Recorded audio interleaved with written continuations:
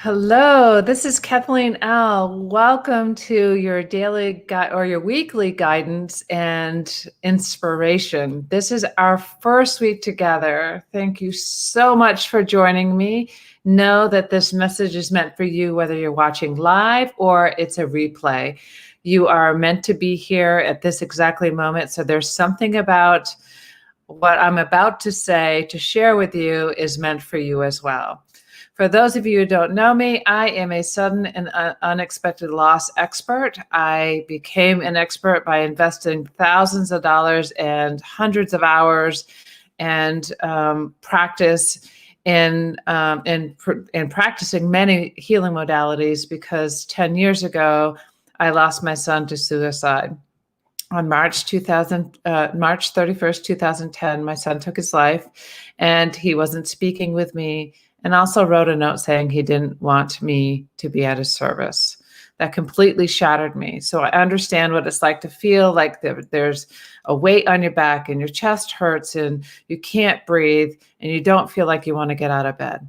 I'm here to share with you, it is possible to live a fulfilled life, to feel joyful, to be free, and to know that your heart can sing again and feel connected to your loved one. So I am here today because we are starting a weekly guidance and inspiration. And today's inspiration is really about being willing to step into your fear and step through your grief and actually take your first step along your healing journey, and to be creative. Before I started this video, I drew a card from the Mystical Oracle Shaman, if you can see that, Mystical Oracle Shaman from Colette Baron-Reid's Oracle deck. And it was number 3, the arrow. And number 3, the arrow, I put it back in the deck because I've used it since. But number 3, the arrow, is really about being creative and using your creativity and do something a little different than what you're used to. Be willing to let go of the attachment to the pain that you're feeling and the trauma that you might be holding. Know that you can step through it. And once you take the first step with your creative and intuitive guidance, you can be free of any of that. So be creative about your journey and where you want to turn. I also just be true to your calling. There is a calling for you.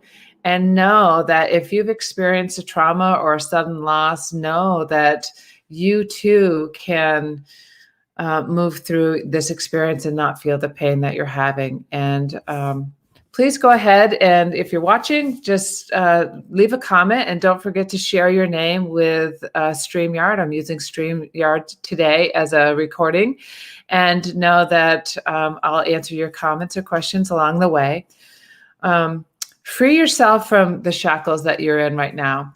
Holding on to the pain of the loss is only going to create more pain. It just keeps that downward spiral. So instead of having a downward spiral, allow yourself to shoot up like an arrow shoots up and move through the experiences that you've had. One of the ways you can do that is sit and breathe. And I'm just going to do this quick exercise, and then we're going to draw a card for the week to give you this guidance. So this week, on a daily basis, every morning, I encourage you to just sit for 5 minutes and focus on your breath. So we're just going to do this exercise real quick, and then I'll tell you more about it. So get yourself comfortable in the seat that you're sitting in, and just breathe into the count of 4. Close your eyes as you breathe in.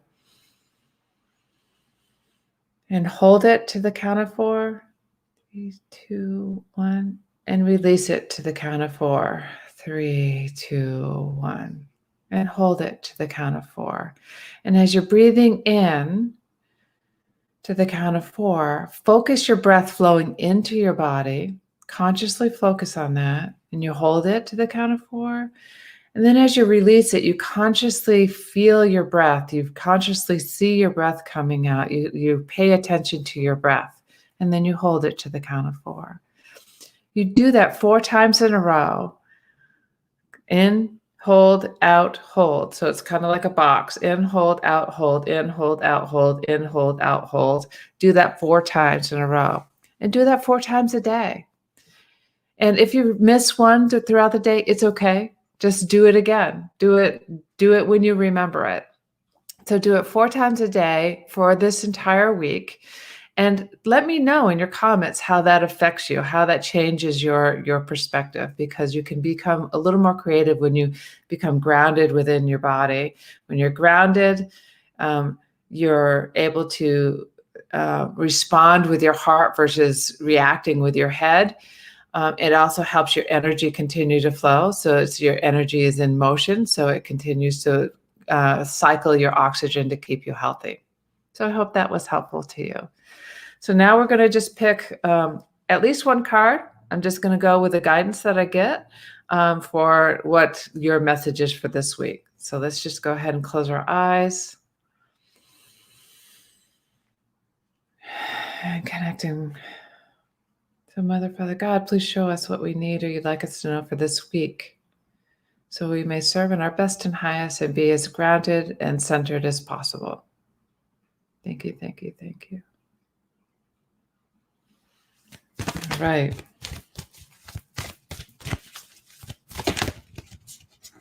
So go ahead and just leave a comment if you're here watching. Let me know that you're here. Tell me where you're coming from. I'd love to have you. I appreciate you being here. And welcome to our new journey. The circle. Oh, I love this.